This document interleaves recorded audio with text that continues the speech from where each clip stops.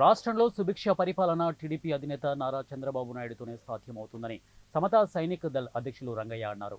ఆదివారం కర్నూలు జిల్లా ఎమ్మిగనూరు పట్టణంలోని మాల మహానాడు కార్యాలయంలో విలేకరుల సమావేశం నిర్వహించారు. అనంతరం ఆయన మాట్లాడుతూ రాష్ట్రంలో జగన్ ప్రభుత్వం అక్రమ కేసులు దాడులు చేయడం, వైసీపీ ప్రభుత్వం పతనమైందని చెప్పారు. ఇక కూటమి ప్రభుత్వం అధికార దుర్వినియోగం చేయకుండా ప్రజలకు సుభిక్ష పరిపాలన అందించాలని అన్నారు.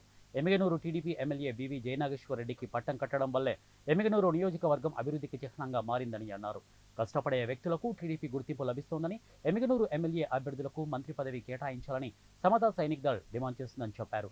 ప్రభుత్వం ఏర్పాటైన తక్షణమే ఎస్సీ, ఎస్టీ, బీసీలపై అక్రమ కేసులు ఎత్తివేయాలని చంద్రబాబు నాయుడుకు మెమోరాండం ఇవ్వడం జరుగుతోందని అన్నారు.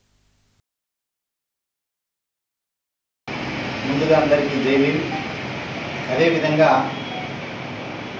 దేశ నలుమూలల అన్ని రాష్ట్రాలు కూడా ఆంధ్రప్రదేశ్ వైపు చూసేటట్టుగా గత చరిత్రని ఇక ముందు కూడా ఎవరు కూడా తీసుకోలేనటువంటి లెక్కలో అతి భారీ మెజారిటీతో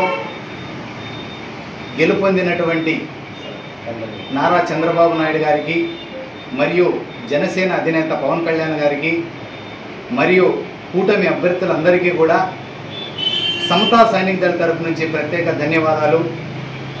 అదేవిధంగా అధికార పార్టీ ఓటమిలో అతి కీలక ప్రధాన పాత్ర పోషించినటువంటి సమతా సైనిక్ దళ్, సమతా సైనికుల్ని ఆదేశాలతో నడిపించినటువంటి మా రాష్ట్ర అధ్యక్షులు పాలేటి ఉమామహేశ్వరరావు గారు మరియు పిల్లి సురేంద్రబాబు గారికి కూడా ప్రత్యేక ధన్యవాదాలు కూడా తెలుపుకుంటున్నాం.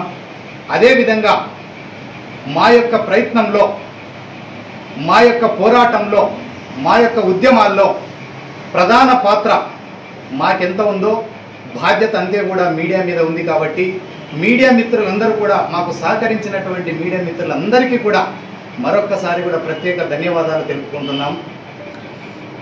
ఈరోజు జగన్మోహన్ రెడ్డి గారిని